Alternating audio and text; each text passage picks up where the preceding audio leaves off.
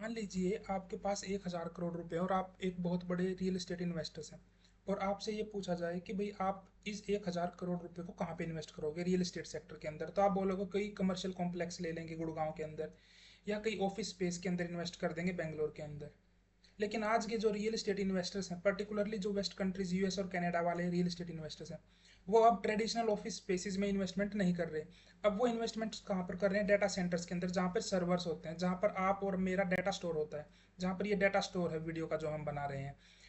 ये इन्वेस्टमेंट जो शिफ्ट हुआ है, ये 2026 में डायरेक्ट देखने को मिलता है नंबर से।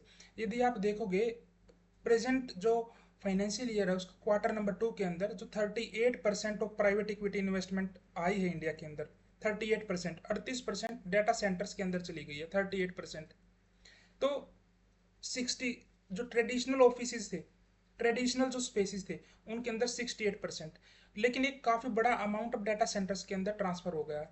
और अगर वेस्टर्न कंट्रीज पर्टिकुलरली आप कनाडा और यूएस के देखें तो वहां से जितना प्राइवेट इक्विटी इन्वेस्टमेंट आया उसका 69% तो डाटा सेंटर्स के अंदर सीधे सीधे चला गया।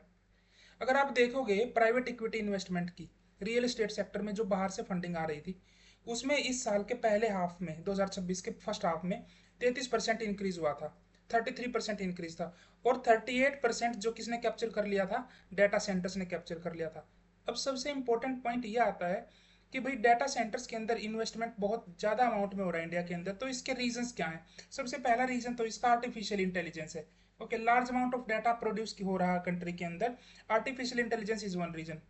उसके अलावा सिमिलरली ई कॉमर्स साइट्स हैं जो भी, फॉर एग्जांपल फ्लिपकार्ट है या अमेजोन एक्सेट्रा है, इनकी वजह से भी एक large amount of data India में प्रोड्यूस हो रहा है। स्ट्रीमिंग सर्विसेज, डिजिटल पेमेंट और UPI, large amount of data जो कि इंडिया के अंदर स्टोर करते हैं, उसके लिए सर्वर्स चाहिए, सर्वर्स को रखने के लिए डाटा सेंटर्स चाहिए। Similarly cloud computing to store the data in the Indian boundaries. Okay, ये सारे रीजंस हैं बेसिकली डाटा सेंटर्स के अंदर एक नया बूम आने का इन्वेस्टमेंट का। ओके, अभी एक नया कॉन्सेप्ट देखते हैं हम, मेगावाट आईटी। देखो, किसी भी प्लेस की कैपेसिटी जानने के लिए, फॉर एग्जांपल किसी भी बिल्डिंग की कैपेसिटी या फ्लोर की कैपेसिटी जानने के लिए हम उसका फ्लोर स्पेस इंडेक्स की बात करते हैं कि कितना स्क्वायर फीट एरिया है इसका। तो डाटा सेंटर्स जो होते हैं उनकी कैपेसिटी जानने के लिए हम जो टर्मिनोलॉजी यूज करते हैं वो यूज करते हैं मेगावाट आईटी। ये क्या होता है बेसिकली कि कितनी कैपेसिटी है डाटा सेंटर्स की। Okay, capacity of the data centre.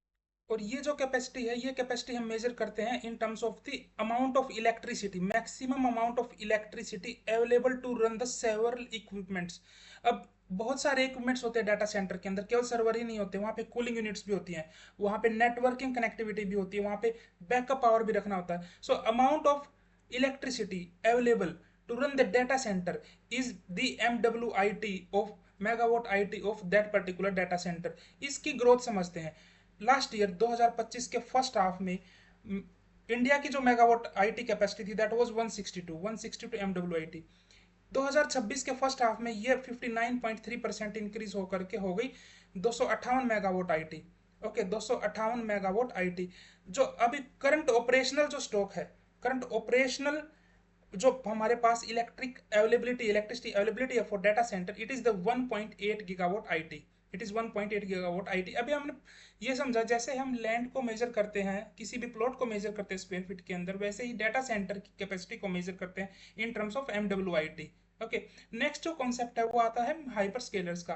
देखो, इंडिया के हाइपर स्केलर्स सबसे पहले तो ये समझते होते क्या, ये बड़ी कंपनियां होती हैं जो कि मैसिव डाटा सेंटर्स रन करती हैं, बड़े डाटा सेंटर्स रन करती है। इनके अंदर Amazon web service, Microsoft azure, Google cloud, ये आते हैं इसके अंदर। ओके, इसका एक इंडिया के अंदर एग्जांपल है योटा डीसी। ये इंडिया के अंदर जो कॉम्प्लेक्स है डाटा सेंटर का, ये ग्रेटर नोएडा के अंदर है। ओके, बाकी जो कंपनीज है जैसे माइक्रोसॉफ्ट भी इंडिया के अंदर प्लान कर रही है एक बड़ा डाटा सेंटर ओपन करने का बाई 2026। डाटा सेंटर्स, ठीक है, हमने देख लिया डाटा सेंटर्स के बारे में। अब डाटा सेंटर्स एस्टेब्लिश करने के अंदर मेजर रोड ब्लॉक्स क्या आते हैं? देखो, तो सबसे बड़ा मेजर रोड ब्लॉक है वो है लैंड और पावर अवेलेबिलिटी। लैंड और पावर अवेलेबिलिटी, यूटिलाइजेशन की तो कोई डिसएडवांटेज ही नहीं है because large amount of data India के अंदर बनाया जा रहा है, प्रोड्यूस हो रहा है। सबसे मेन पॉइंट आता है लैंड और पावर अवेलेबिलिटी का। So this is the most critical challenge across all the data centres, all the data centres. अभी सबसे बड़ा पॉइंट यहाँ पर यह भी है कि भाई जो डाटा सेंटर्स है वो इंडिया के अंदर मोस्टली टियर 1 सिटीज के अंदर है, जहाँ पे डाटा प्रोक्सिमिटी में डाटा प्रोड्यूस हो रहा है, जहाँ पर इलेक्ट्रिसिटी की अवेलेबिलिटी है, जहाँ पे नेटवर्क्स का कोई इशू नहीं है, जहाँ पे ऑप्टिक फाइबर्स ले डाउन है। लेकिन अभी लैंड का इशू क्रिएट हो रहा है आसपास टीयर 1 सिटीज के। ओके, सो इस रिगार्ड के अंदर अभी जो डाटा सेंटर्स है, दे बड़ी लार्ज कंपनीज है, they are searching for new locations जो कि क्या बनेंगे, tier 2 cities. So to overcome the land and power squeeze, operators must now explore the new clusters.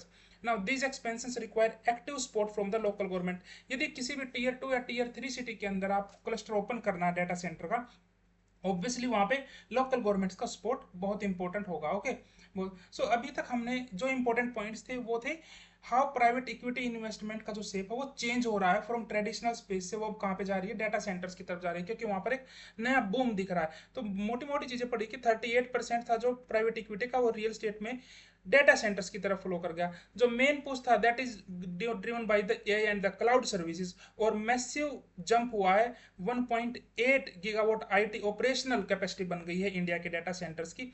Private capital equity capital का particularly US और Canada से majorly basically data centres में आपका move in किया है, और इसके अंदर हाइपर जो स्केलर्स हैं वो अमेजॉन वेब सर्विस, माइक्रोसॉफ्ट और गूगल हैं। ओके, सो मेजर जो पॉइंट है वो है land and water availability. So this would be next challenge कि how the big hyperscalers would find land in the new clusters near tier 2 and tier 3 cities. Okay, I hope ये points आपको सारे समझ में आए होंगे कि कैसे इक्विटी इन्वेस्टमेंट की शेप चेंज हो रही है।